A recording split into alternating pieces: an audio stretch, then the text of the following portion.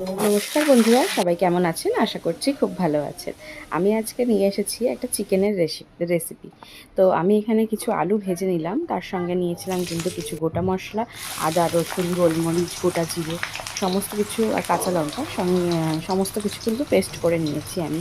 তো পেস্ট করে নেওয়ার পর কড়াইতে কিন্তু কিছুটা পরিমাণ তেল দিয়েছি। তেল দেওয়ার পর পেঁয়াজ দিয়ে ভালো করে ভেজে নিলাম। সঙ্গে দিয়েছিলাম একটা তেজপাতা, শুকনো লঙ্কা। তার কিছুক্ষণ পর একটু ভাজা হলে টমেটোটা দিয়ে ভালো করে একটু কষিয়ে নেব। টমেটোটা একটু নরম হয়ে গেলে, কষানো হয়ে গেলে, তারপরে সমস্ত ওই পেস্ট করা মশলাটা আর নুন, হলুদ সমস্তটা পরিমাণ মতো দিয়ে এরপর আমি দিয়ে দিলাম চিকেনটা। এরপর চিকেনটা আমি ভালো করে কিন্তু কষিয়ে নেব। দেখতেই পাচ্ছ আমি কিন্তু এখানে পুরোটাই রান্না করছি কাঁচা লঙ্কায়, কোনো রকম শুকনো লঙ্কার গুঁড়ো কিছু আমি সেভাবে ইউজ করিনি। কারণ কাঁচা লঙ্কার রান্না কিন্তু একটা অন্যরকমই স্বাদ আসে, সেটা হয়তো যারা খায় তারা হয়তো বুঝতে পারবে। আর শুকনো লঙ্কা দিলে সেটা খারাপও, সঙ্গে কিন্তু দেখতে খুব ভালো লাগে। আর তারপরে দিয়ে দিলাম আমি খানিকটা টক দই। তো টক দই দেওয়ার পর আমি সমস্ত ওই আলুটা দিয়ে ভালো করে কষিয়ে নেব।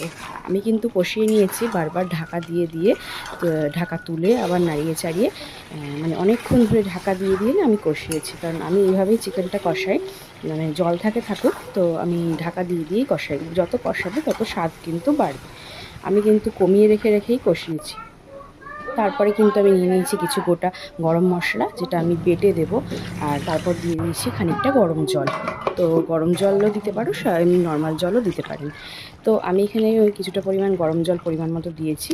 আর আমি ওখানে জায়ফল, জয়িত্রী, এলাচ, লবঙ্গ, দারচিনি সমস্তটা বাটা মশলা দিয়ে দিয়েছি, বেটে নিয়েছি।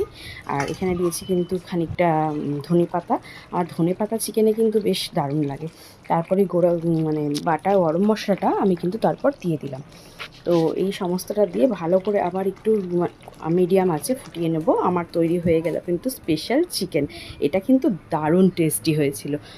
অবশ্যই ভালো লাগলে লাইক করো, কেমন হয়েছে অবশ্যই জানিও।